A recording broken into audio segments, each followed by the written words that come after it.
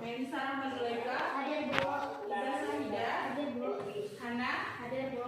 Miftah Mujana. Izin. Nah, satu yang izin ya.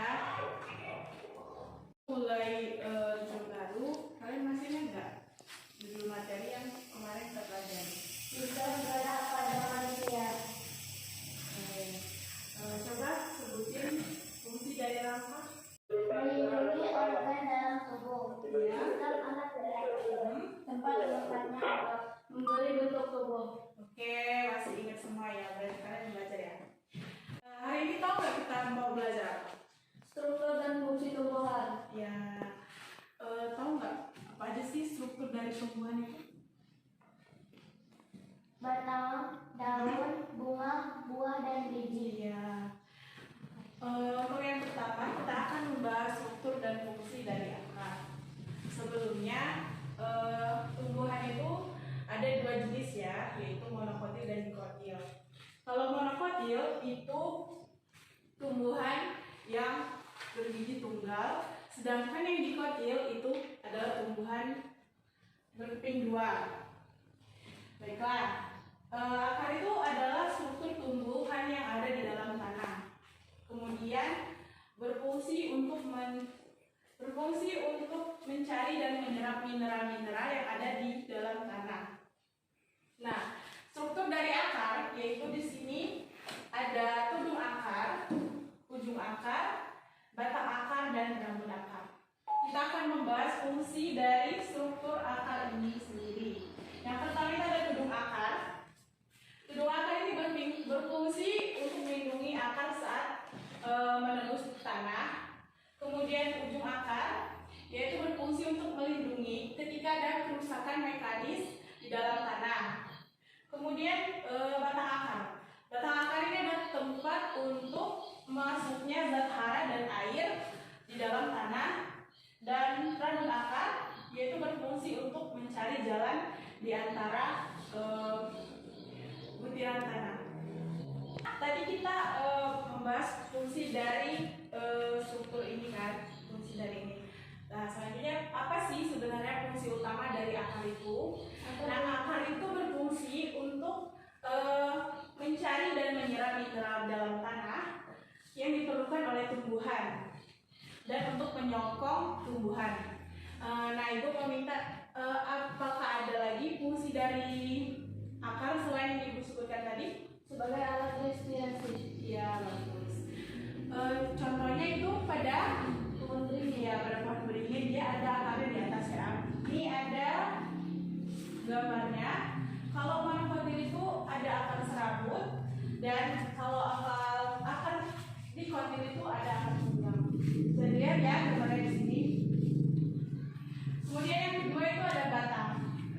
Nah, batang itu adalah bagian utama yang terdapat di atas tanah yang mendukung bagian dari tumbuhan seperti daun, bunga, juga buah. Nah, batang itu dibagi menjadi dua juga, yaitu dikotil dan monokotil. Kalau batang monokotil itu bercabang, batang dikotil itu bercabang, sedangkan batang monokotil itu tidak bercabang. Nah, ini ada struktur batang dikotil dan monokotil. Ini gambarannya. Di batang dikotil ini memiliki kambium pembuluh dan berkas pembuluh. Nah, berkas pembuluhnya ini tersusun dalam satu lingkaran dan bentuknya itu sama ya. Nah, kalau monokotil dia cuma punya berkas pembuluh dan tersebar. Dia tidak seperti ini dan bentuknya juga bervariasi. Kemudian fungsi batang itu apa sih? Fungsi batang itu untuk menegakkan tumbuhan, menghubungkan akar dengan daun, dan juga tempat menyimpan cadangan makanan, serta keluar masuk udara dalam tubuh tumbuhan. Selanjutnya yang ketiga ada daun.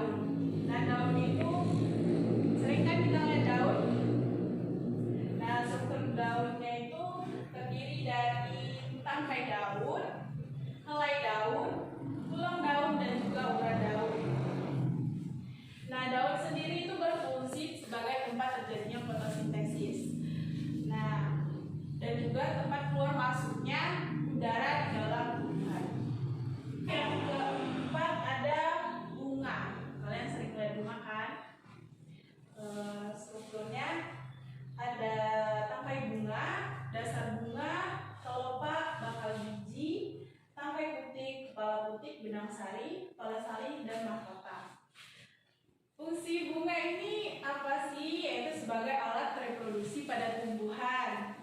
Nah, dan juga tempat terjadinya peristiwa penyerbukan. Dan juga tempat terjadinya pembuahan yang nantinya akan menghasilkan buah yang di dalamnya terdapat biji. Kalau kalian lihat bunga, pasti cantik loh bunga itu, gitu kan. Nah, ternyata dia itu ada perhiasan loh. Bunga itu ada perhiasan. Perhiasannya itu yaitu mahkota. Di sini mahkota dan juga kelopak. Jadi ini perhiasan dari bunga. Dan juga dia memiliki alat kelamin, yaitu butik dan benang sari. Itu struktur buah dan biji. Nah, di sini ibu ambil contoh, di kotilnya itu kita ambil kacang, dan jagung kita ambil monokotil kita ambil jagung. Nah, di sini terdapat perbedaan. Kalau di kotil, dia memiliki kotiledonnya ada 2. Sedangkan di jagung monokotil, dia itu kotiledonnya cuma 1. Apa sih kotiledon, Bu? Kotiledon itu adalah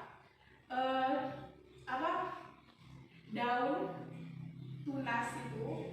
Kalau misalnya kalian di kacang, itu kan ada kan, kayak dia baru bercabang dan tumbuh daun, nah itu namanya kotiledon. Nah, fungsi dari biji itu apa sih? Fungsi dari biji itu yaitu sebagai cadangan makanan dan membentuk tubuh baru dan agar bisa berkembang biak. Oke, sudah selesai materi kita. Ada yang ingin ditanyakan tidak? Oh iya, Bagaimana cara membedakan daun monokotil dan dikotil? ya, daun monokotil dan daun dikotil. Daun monokotil itu dia itu biasanya memiliki daun yang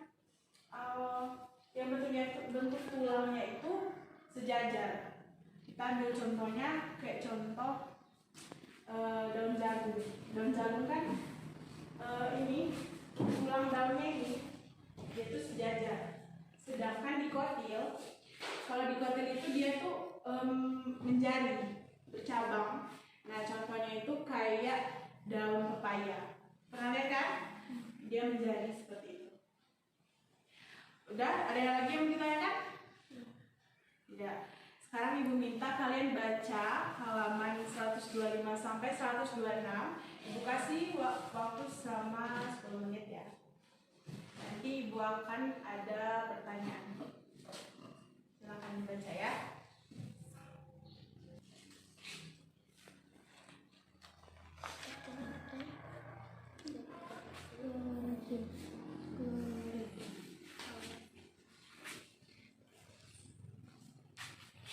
Sudah selesai bacanya?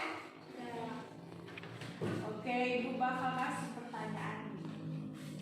Yang bisa jawab dapat nilai plus ya. Kan daun itu umumnya berwarna hijau. Terus juga fotosintesis bisa dilakukan kalau daun berwarna hijau karena memiliki klorofil.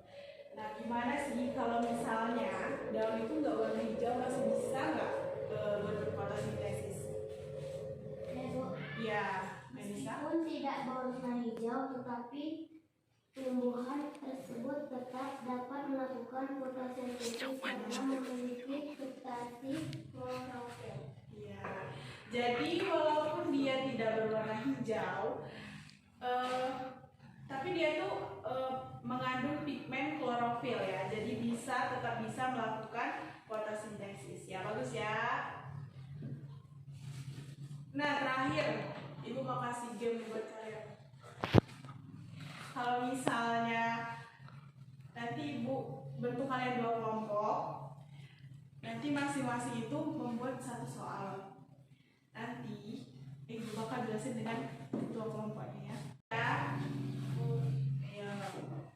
Ini Garuda Pancasila, akulah penduduk.